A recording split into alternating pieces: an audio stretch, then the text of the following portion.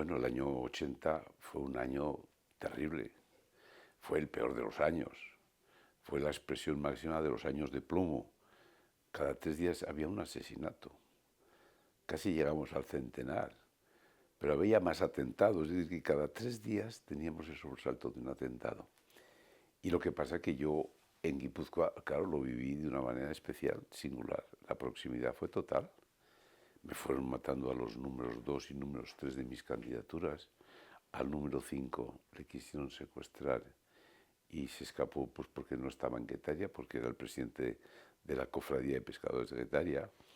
Es decir, fue una lista, la lista que hicimos para las primeras elecciones democráticas autonómicas vascas, marcada por la tragedia. Y además ETA tomó nota de quién estábamos en la lista. El primero que fui objeto de atentado fui yo, pero luego mataron al número 2. Y luego al número 5 a punto de matarle. Y el número 3 de las elecciones generales lo mataron.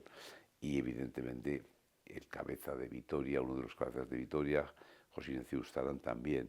Quiero decir que fue una estrategia dentro de la tragedia de un grupo, un colectivo que era el partido del gobierno, el que había llevado la transición, la constitución, los conciertos, los estatutos de autonomía.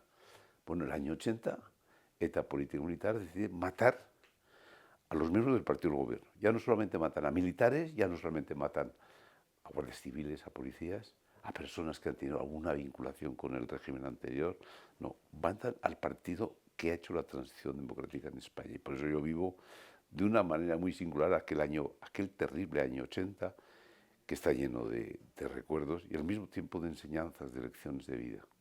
Bueno, yo creo que los partidos que hoy están fuera del Frente Popular, como yo denomino la suma que hacen, porque esto no es una coalición, esto es un Frente Popular, como el que tuvimos en el año 35, con dos referencias esenciales, ETA y Esquerra Republicana de Cataluña. Podemos y Sumar no existe eso. Eso es ya le ha sustituido el PSOE, Sánchez le ha sustituido a la izquierda, pero es evidente que hoy los partidos que no están en el frente tienen que tener claro que su función social es una alternativa.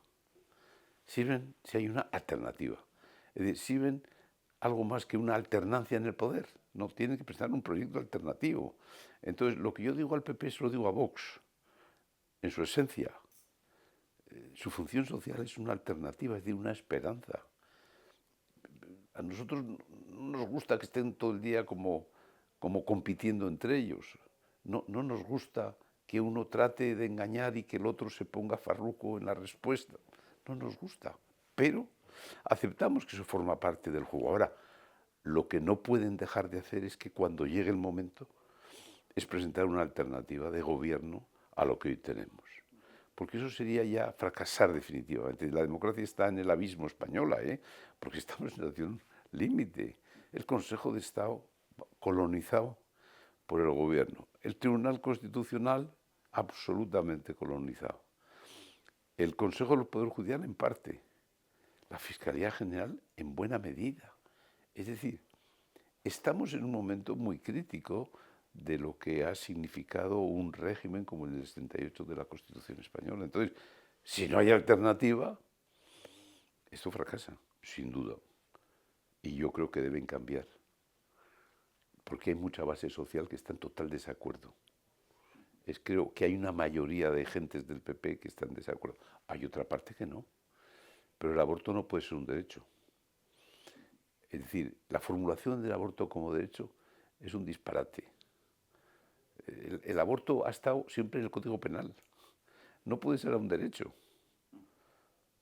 Podrías entender que haya excepciones en determinadas circunstancias. Discutible, pero puedes entender la posición de un partido de amplio espectro. Pero que el aborto sea un derecho, eso tendrá que rectificar el PP. Bueno, eso ya es aventurado, es un pronóstico, ¿no? Pero los proyectos de ruptura no tienen límites. Los proyectos de reforma siempre tienen sus límites, sus bordes. La ruptura no tiene límites. Entonces, es perfectamente posible. Lo lógico es que si siguiera Sánchez, Dios no lo quiera, que la autodeterminación, una fórmula confederal, una república más que una monarquía sea el modelo que ellos apuntan con claridad. Pero eso todavía no es una realidad, es un pronóstico. Pero es un pronóstico que tiene una base importante de diagnóstico de lo que es su proyecto de hoy. Lo importante es evitar ese riesgo. Por eso lo importante es la alternativa. Solo hay una palabra que en política a mí me sale hoy: la alternativa, la alternativa. Lo que hace falta es un proyecto de reversión, de tratar de revertir lo que hasta la fecha han hecho. Pues no lo sé porque desconozco el alcance del mismo, pero bueno, en cualquier caso, en aquella época, la que yo describo en el libro, hubo un momento en el que, cuando la UCD terminó su función social, hubo un ambiente terrible contra la UCD. En el año 80, en el año 81, Suárez dimitió, a Suárez le pusieron un instrumento, se llama la Casa de la Pradera, para decir que tenía que tener un órgano colegiado en los gobiernos. Era una humillación para Adolfo Suárez. En Suárez ya no se confiaba. Y eso fue algo que hubo un momento en el que el partido del gobierno se quedó sin función social, ya lo había hecho todo. Entonces fue un año muy complicado. Justamente el 23F llegó en esas fechas. Y está claro que hubo un ambiente, todos hablaban mal de Suárez. Los socialistas los primeros.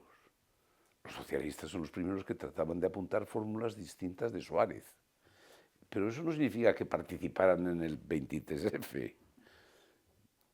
Que probablemente la relación de Adolfo Suárez con el rey se complicó en el fiel seguro, pero el rey y los otros compañeros del gobierno de la OCDE y el Partido Socialista, y habla una persona con la que tuve una singular relación, pero eso es objetivo lo que estoy diciendo. Hubo un momento en el que se estaba produciendo una distancia infinita con Adolfo Suárez. Ahora bien, eso no significa que los que despotricaban contra Adolfo Suárez formen parte de una acción tan determinada como es el golpe de Estado del 23 de febrero. Bueno, pero también me ofreció ser alcalde de Madrid el PP de Casado.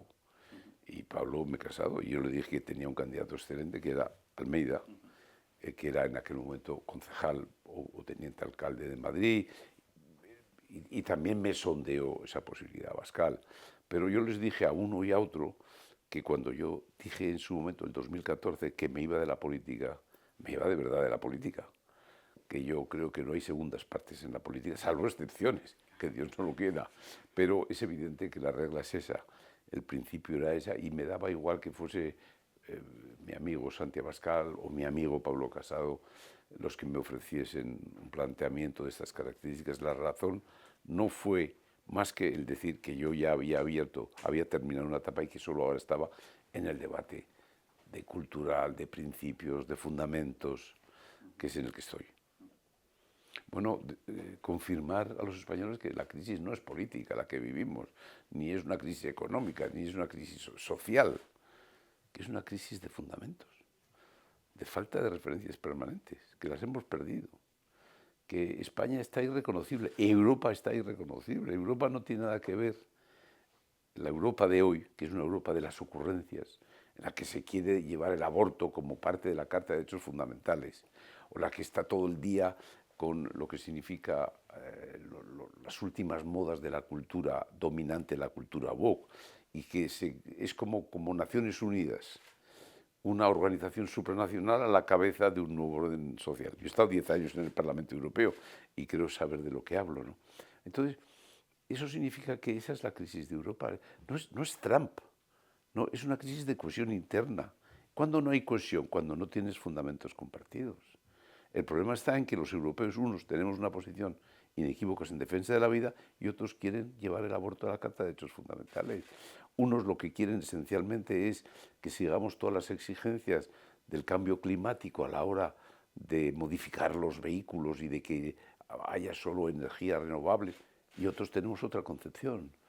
Unos queremos una inmigración que esté fundamentalmente limitada, que sea legal, que esté bien regularizada, y otros no les importa. Entonces, hay personas que queremos tener referencias permanentes y otros que no quieren tener referencias permanentes.